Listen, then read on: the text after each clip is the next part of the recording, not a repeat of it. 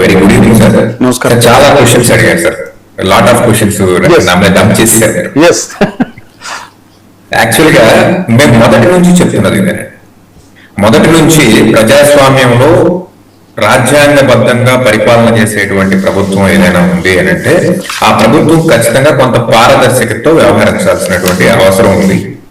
అతను rowdy sheeter అవనివ్వండి, లేకపోతే కామన్ మ్యాన్ అవనివ్వండి, లేకపోతే ఎంత ఇన్ఫ్లుయెన్స్డ్ పర్సన్ అయినా అవనివ్వండి, అందరికీ ఒకే రకమైనటువంటి చట్టాన్ని అమలు చేస్తానని చెప్పేసి ప్రభుత్వం వచ్చే ముందు పవన్ కళ్యాణ్ గారు కానివ్వండి, చంద్రబాబు నాయుడు గారు కానివ్వండి, ఒట్టి ఊకదంపుడు ఉపన్యాసాలు ఇచ్చినటువంటి ఒక పరిస్థితి మనందరం చూసాం.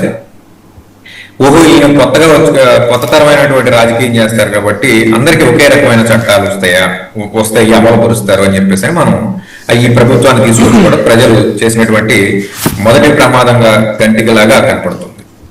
సాక్షాత్తు పోలీసులు అతన్ని అదుపులోకి తీసుకున్నారు అని చెప్పేసి ఈ రోజు ప్రైమరీ ఇన్ఫర్మేషన్ వచ్చింది. ఈ ప్రైమరీ ఇన్ఫర్మేషన్ పోలీసులు కూడా చాలా వరకు కూడా కన్ఫర్మ్ చేసినటువంటి పరిస్థితి ఉంది.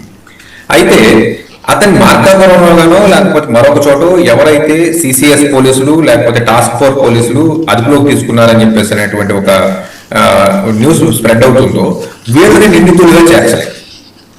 వీళ్ళు కదా తీసుకురావాల్సింది.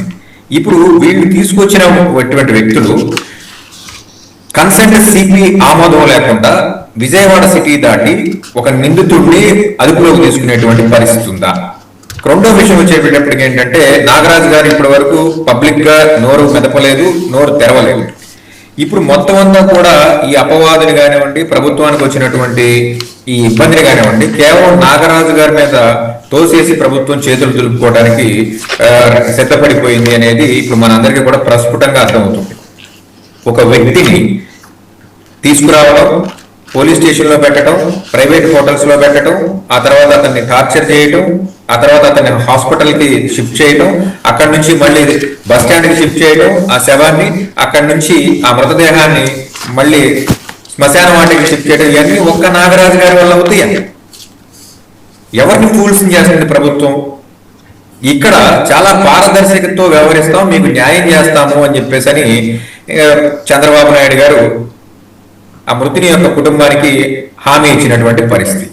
ఓకే, దానికి వాళ్ళు యాక్సెప్టెన్స్ తెలిపారు, అంతా బాగానే ఉంది, న్యాయం జరుగుతుంది అనుకునే ఈ సమయంలో కొంతమంది పెయిడ్ యాక్టివిటీస్ ఇట్లాంటి వాళ్ళని తీసుకొచ్చి ఒక వ్యక్తిని అత్యంత దారుణంగా చంపబడ్డాడు, ఖననం చేయబడ్డాడు, అయితే అయి ఉండొచ్చు, అతను రౌడీ షీటర్ అయి ఉండొచ్చు, అతన్ని చట్టపరంగా చేయలేక ఇటువంటి ఒక మార్గం ప్రభుత్వం ఎదుర్కొందా? ఇటువంటి వ్యవస్థలు ఇలా గాడి తప్పినప్పుడు మనం దానికి సక్రమమైనటువంటి మార్గంలో పెట్టుకుని మనం ముందుకు ప్రయాణం చేయాలి.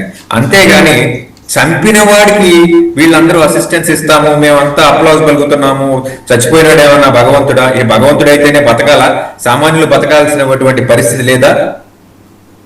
ఇప్పుడు ఇటువంటి కార్యక్రమాలు చేయటం ఇవన్నీ కూడా స్పాన్సర్డ్ స్కీమ్స్. ఒక పార్టీ ప్రత్యేకమైనటువంటి శ్రద్ధతో చేస్తున్నటువంటి పార్టీ.